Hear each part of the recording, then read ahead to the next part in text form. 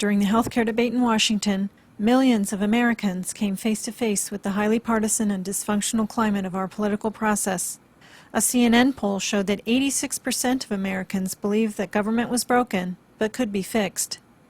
Independents, now 42% of the electorate, have a clear vision of how.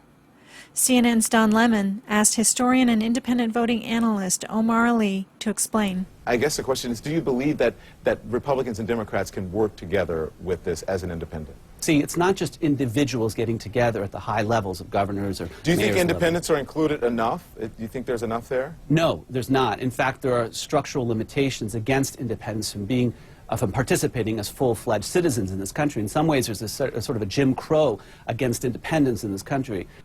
Our highly partisan political process must be opened up to new voices, new ideas, and new coalitions. No issue has more popularity or potency among independents than open primaries. Open primaries allow all voters, regardless of their party affiliation, the right to participate in all rounds of voting. Michael Lewis, founder of Independent Kentucky, came face to face with the prevailing attitude towards independents when he spent the day at the state capitol lobbying for an open primary bill. Lewis is only partly kidding about a fight. He wants to overturn the state's closed primary system, a system that excludes tens of thousands of independent voters from primaries. And he knows he's about to hit a nerve.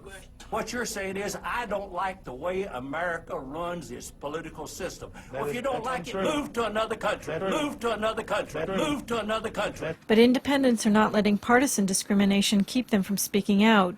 In California, they're fighting to enact Proposition 14 and create a nonpartisan, open system for state elections. We are second-class citizens when it comes to political representation and participation. Jason Olson is an independent voter activist pushing to change the law in California. This June, there's a proposition on the state's primary ballot to eliminate party primaries entirely. All the candidates were on the same ballot.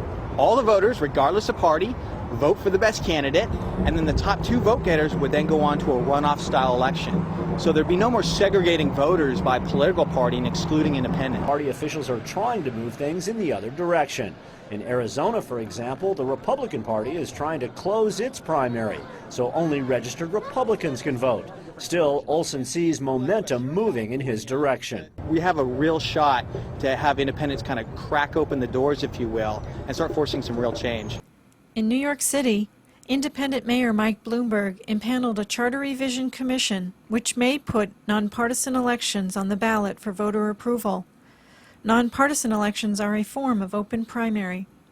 Meet Dr. Lenora Fulani, the country's leading African-American advocate for nonpartisan elections.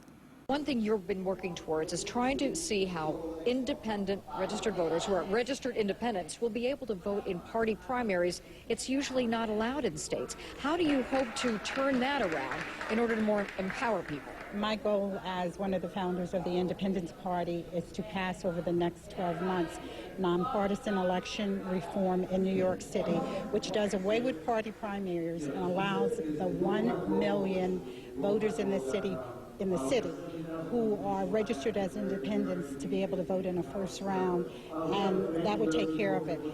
The majority. This happens in a lot of different states, but why do you think you'll be able to come close to achieving that? That's a tough barrier that you have to get across. Most of the cities in this country have nonpartisan elections, and the majority of those young people locked out independents are people of color. 20% African American, 11% Asian, 24% Latino, and 25% under the ages of 30. What our young people are saying to us is, we don't want to be in a party, we are independents, and we want to do politics in a new way, and we have to support that effort, and that's what we're fighting for here in New York City. Dr. Fulani, thank you very much. Americans across the political spectrum are deeply troubled by partisan politics. Political reform is on the national agenda. Independents are leading the call for open primaries. To join the fight for open primaries and nonpartisan elections, go to www.openprimaries.org.